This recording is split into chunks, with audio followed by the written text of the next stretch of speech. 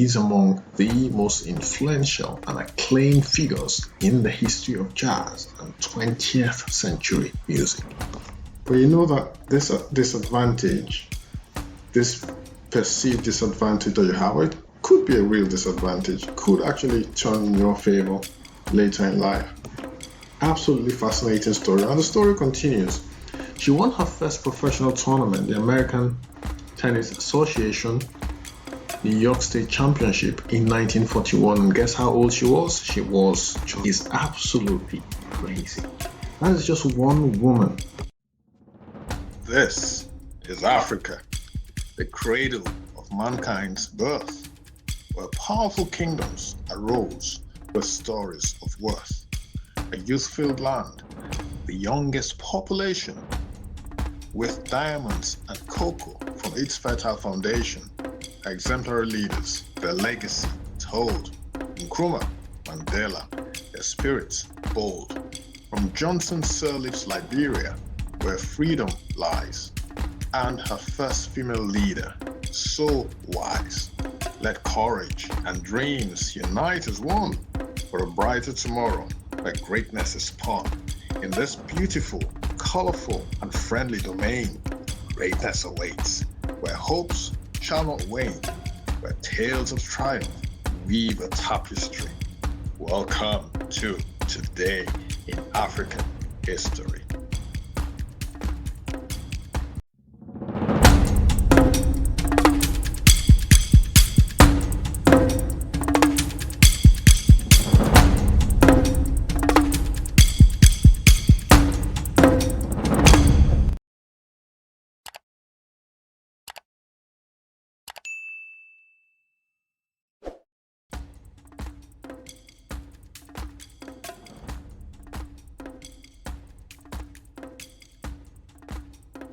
Listen to this, guys. This woman pictured here is an incredibly gifted woman and an incredibly hardworking woman, or should I say was.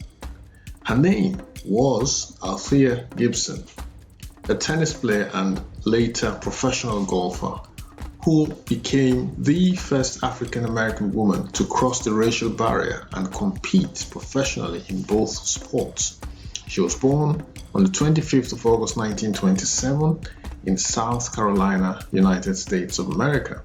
Her family was under severe financial duress due to the Great Depression and moved to Harlem to find better work and support themselves.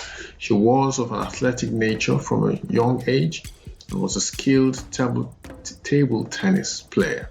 At the age of 12, she had become New York's women's table tennis champion. Guys, she was 12. Her family and friends recognized her talent from an early age and rallied together to gather funds for her training in lawn tennis. She acquired a junior membership to get lessons at the Cosmopolitan Tennis Club in Harlem. Because of the strict racial divide, she was not allowed to enter the club or play during daylight hours while the other members were present. As a result, she learned at night when the lines weren't even clearly visible. Gibson later stated that this helped her to get a very accurate idea of where the lines were without even being able to see them, which contributed to later professional success. Guys, I'm going to pause here for a while and just ad-lib a little bit. Now, she was playing in the dark because she was black. That's just a summary of what, this. She was playing in the dark because she was black. At the time, whites and blacks didn't easily mix. They couldn't mix without getting into trouble, essentially. And the fact that she had this disadvantage, now this disadvantage became an advantage later in her professional career. So you see where I'm going with this, guys.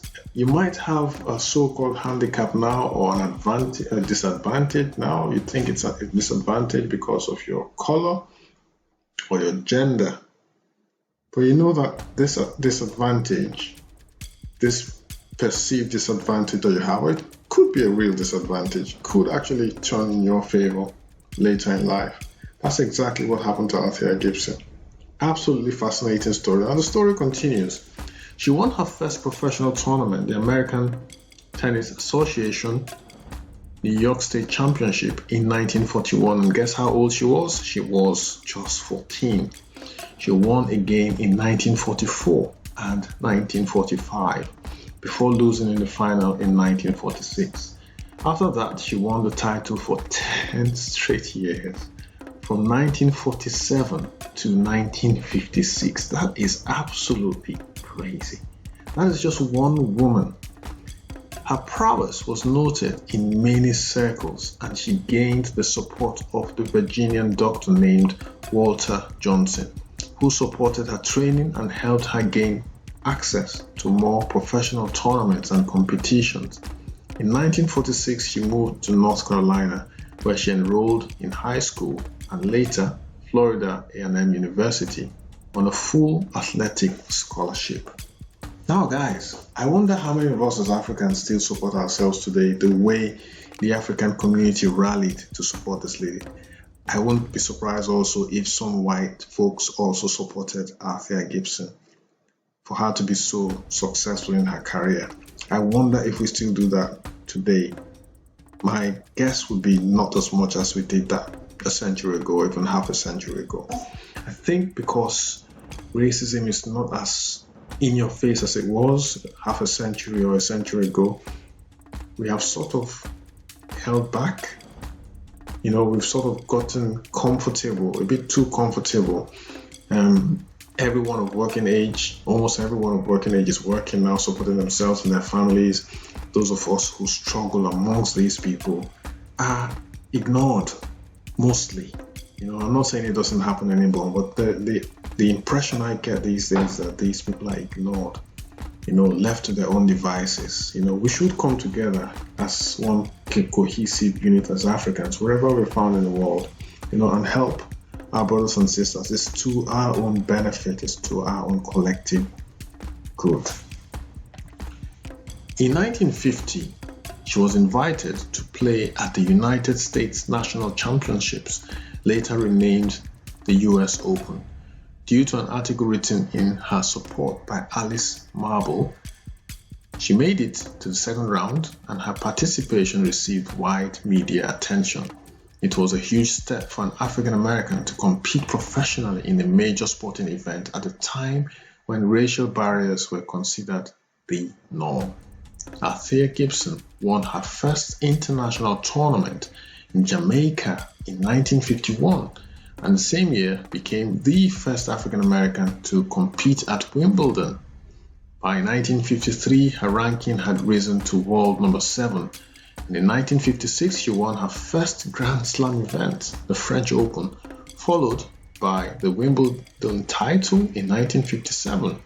She was the first African American to win Wimbledon, and against the norm was awarded her trophy personally by Queen Elizabeth II.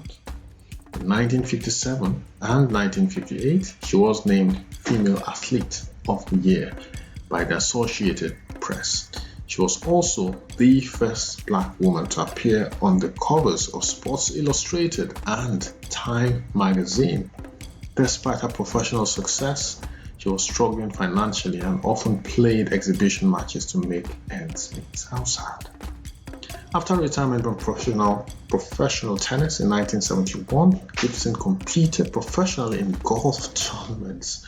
Although she could not achieve the same level of success, she was also a talented saxophonist and singer, and made her debut singing at the Apollo Theatre's Amateur Talent Contest in 1943. What a woman! She recorded an album and also performed on the Ed Sullivan Show. Althea Gibson began suffering from heart problems and died on the 28th of September 2003 at the age of 76. She is remembered as a pioneer and one of the most talented professional tennis players of all time. Wow, this woman was something else. In my mind, this woman aces every other tennis player that has ever lived. Look at the talent. She was a singer, she was a golfer, she was a table tennis player, a saxophonist played a musical instrument. What? One person? Wow. So guys, this lady, multi-talented, hard-working lady, achieved massive success in her life. If she can do it, I'm sure you can too. Next, we have jazz trumpeter and composer Miles Davis, who died sadly in Santa Monica, California from complications following a stroke on this day in 1991. He was 65 years old. Full name, Miles Dewey Davis III. He was born on the 26th of May, 1926. He was an American jazz musician, trumpeter, band leader, and composer.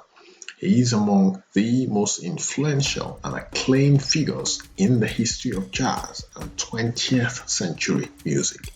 Davis adopted a variety of musical directions in a 5-decade career that kept him at the forefront of many major stylistic developments in jazz.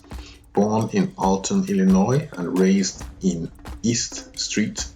Louis, Davis left to study at Juilliard in New York City before dropping out and making his professional debut as a member of saxophonist Charlie Parker's bebop quintet from 1944 to 1948.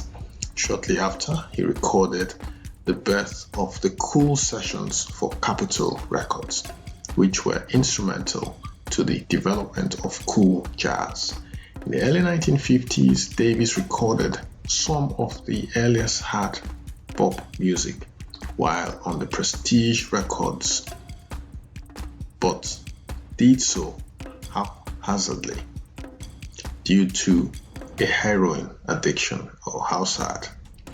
After a widely acclaimed comeback performance at the Newport Jazz Festival, he signed a long-term contract with Columbia Records and recorded the album Round About Midnight in 1955.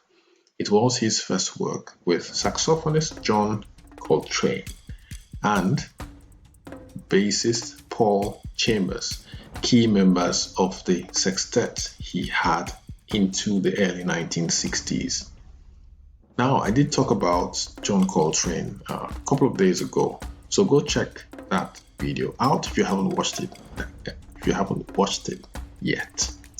During this period, he alternated between orchestral jazz collaborations with arranger Gil Evans, such as the Spanish music-influenced Sketches of Spain in 1960, and band recordings such as Milestones 1958 and Kind of Blue in 1959. The latter recording remains one of the most popular jazz albums of all time, having sold over 5 million copies. So, the famous Miles Dewey Davis sadly passed on this day in 1991. He was born on the 26th of May 1926. Jazz musician, trumpeter, band leader, and composer. That brings us to the end of today's edition of Today in African History. Thanks for dropping by. See you tomorrow, September 29th. Subscribe if you like what we're sharing here. Like the video, share the video, turn on your notification bell, and it's hasta la vista until tomorrow. Bye-bye.